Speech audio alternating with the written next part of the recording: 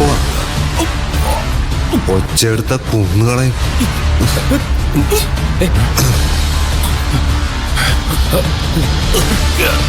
എന്താ കാണിക്കുന്ന?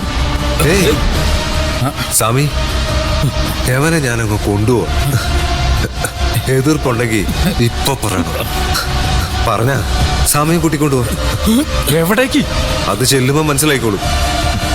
എന്റെ കൂടെ വരുന്നോ അതോ ബഹളം ഉണ്ടാക്കാൻ നല്ല കുട്ടിയായിട്ട് ഇവിടെ ഇരിക്കുന്നു? എന്ത് വേണമെങ്കിലും ചെയ്യാം.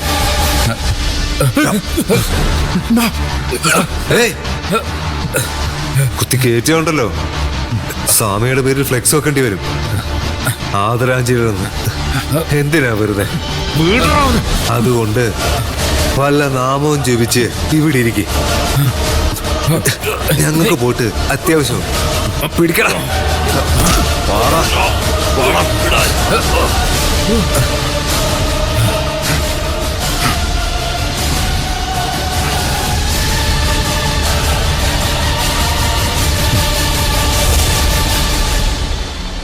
എന്താ സ്വാമി?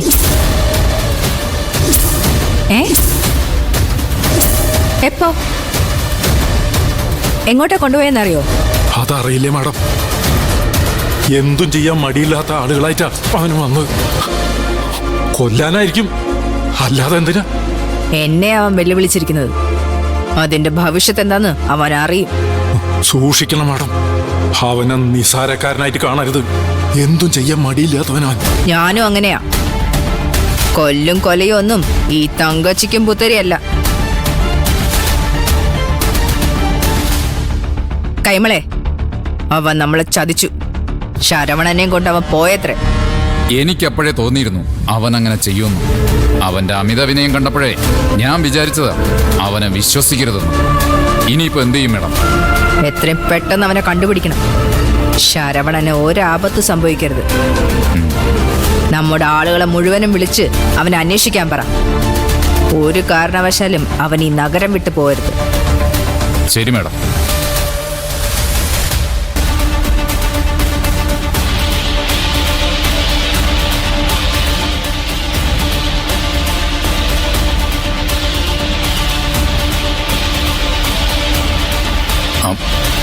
നമ്മുടെ മുഴുവൻ ടീമും ഇപ്പൊ തന്നെ ഇറങ്ങും മേഡം.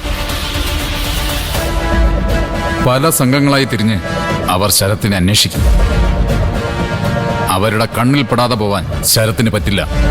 വരാല് പോലെ വഴുതുന്നവനവൻ. അത് ടീമിന് അറിയാം മേഡം. എന്നാലും അവൻ എങ്ങോട്ടായിരിക്കും ശരവണനെയും കൊണ്ട് പോയത്? 1 മണിക്കൂറിനുള്ളിൽ ആ വിവരം ഇവിടെ എത്തും മേഡം. മേഡം സമാധാനമായിട്ടിരിക്കും. എന്തായാലും താൻ വണ്ടി എടുക്ക്. നമുക്ക് ഹോസ്പിറ്റലിൽ വരെ ഒന്ന് പോകാം.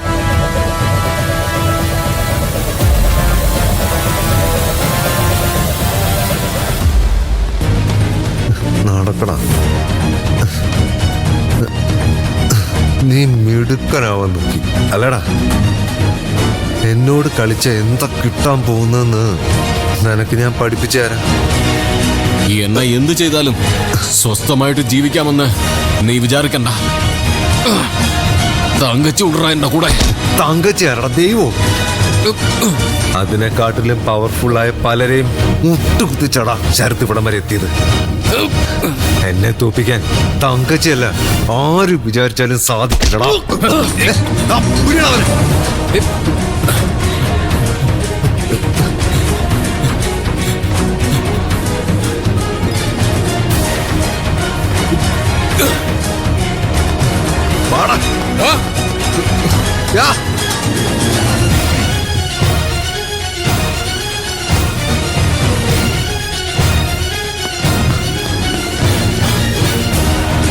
അവിടെ പോയി.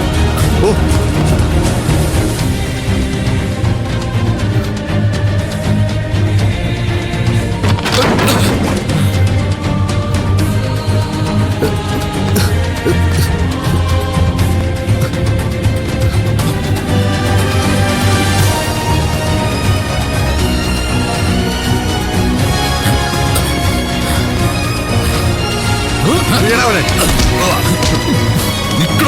നീ രക്ഷപ്പെടാൻ നോക്കുന്നോ?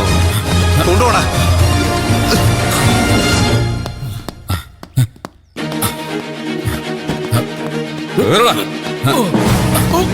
പിടിച്ച് കേടാണ്.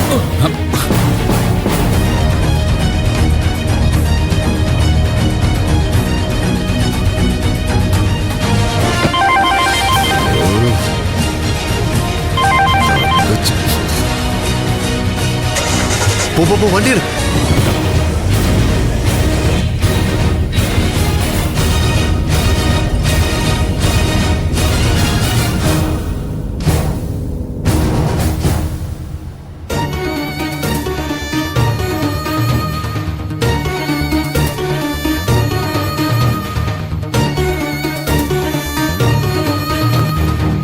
നിങ്ങൾ വിളിക്കുന്ന നമ്പർ ഇപ്പോൾ പ്രതികരിക്കുന്നില്ല. ദയവായി പിന്നീട് വീണ്ടും ശ്രമിക്കൂ.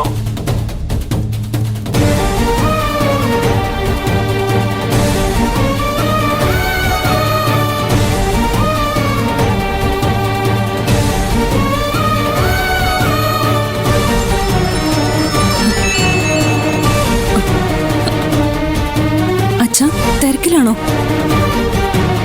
ഇല്ല മോളെ, മോളെന്തിനാ വിളിച്ചേ? ദേ, ഇവിടെ ചില സംഭവ വികാസങ്ങളൊക്കെ നടക്കുന്നുണ്ട് അച്ഛാ. എല്ലാത്തിനും കൂട്ടു നിൽക്കുന്നത് അവരാണെന്ന് ഞാൻ പറയാതെ അച്ഛനറിയാലോ. ദേ, അച്ഛൻ ഇടപെട്ടില്ലെങ്കിൽ ആകെ പ്രശ്നമാവും. ശരി. അങ്ങനെ സംഭവിച്ചാ അതൊരു തീരാ ദുഃഖമാവും അച്ഛാ, നമുക്ക് രണ്ടുപേർക്കും. മോളെ, പാർവതി ഉണ്ടോ അടുത്ത്? ഉണ്ടെങ്കിൽ ഫോൺ കൊടുത്തേ അവക്ക്. ആ, ഞാനിപ്പോ കൊടുക്കാവേ. അമ്മേ, അമ്മേ. അച്ഛനാ. ഇങ്ങോട്ട് വിളിച്ചതോ അതോ നീ അങ്ങോട്ട് വിളിച്ചതോ? ഇങ്ങോട്ട് വിളിച്ചതാ. അമ്മയോട് എന്തോ പറയാനുണ്ടെന്ന്.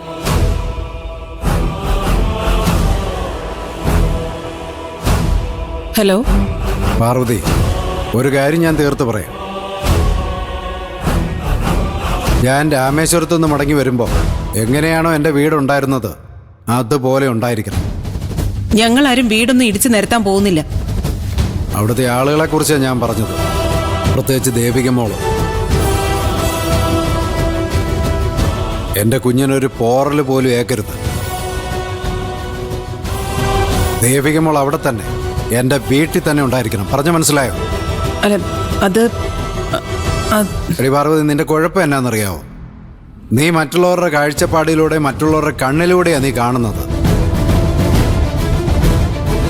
നീ നിന്റെ കണ്ണിലൂടെ നോക്ക്, അപ്പൊ മനസ്സിലാവും അവൾ അത്ര നല്ലവളാണെന്ന്. മരിച്ചുപോയ നമ്മുടെ സുതിമോന്റെ ജീവിച്ചിരിക്കുന്ന വിധവയെ ദേവിക മോള്. അത് എപ്പോഴെപ്പോഴും ഓർമ്മിപ്പിക്കേണ്ടി വരുന്നതിലേ എനിക്ക് കുറച്ച് വിഷമമുണ്ട്.